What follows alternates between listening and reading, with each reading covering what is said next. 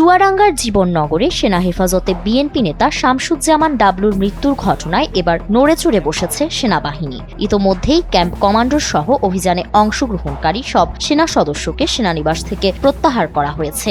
একই সঙ্গে পুরো বিষয়টি খতিয়ে দেখতে গঠন করা হয়েছে একটি উচ্চপদস্থ তদন্ত কমিটি।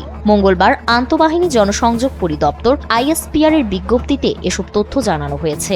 আইএসপিআর জানায়, গত 12 জানুয়ারি রাত 11টার দিকে গোয়েন্দা তথ্যের ভিত্তিতে চুয়াডাঙ্গার জীবননগর উপজেলায় যৌথ বাহিনী একটি বিশেষ অভিযান চালায়। অভিযানের সময় জীবননগর উপজেলা স্বাস্থ্য কমপ্লেক্সের পাশে একটি ঔষধের দোকান থেকে অবৈধ অস্ত্র রাখার অভিযোগে পৌর বিএনপির সাধারণ সম্পাদক শামসুজ্জামান ওরফে ডাবলুকে আটক করা হয়। পরে ডাবলুর দেওয়া তথ্য অনুযায়ী ওই দোকানে তল্লাশি চালিয়ে একটি 9 মিলিমিটার পিস্তল, একটি ম্যাগাজিন এবং 4 রাউন্ড গুলি উদ্ধার করা হয়।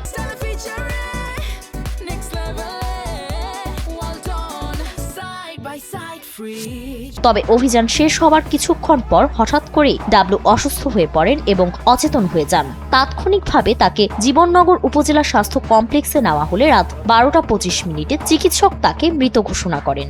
আইএসপিআর জানিয়েছে, ঘটনাটি অনাকাঙ্ক্ষিত ও অত্যন্ত দুঃখজনক। বিষয়টি কোনোভাবেই গ্রহণযোগ্য নয় উল্লেখ করে তারা জানায়, ঘটনার প্রকৃত কারণ উদ্ঘাটনে তদন্ত চলছে। তদন্তে কারো গাফিলতি বা দায় প্রমাণিত হলে সেনা আইন অনুযায়ী প্রয়োজনীয় ব্যবস্থা নেওয়া হবে।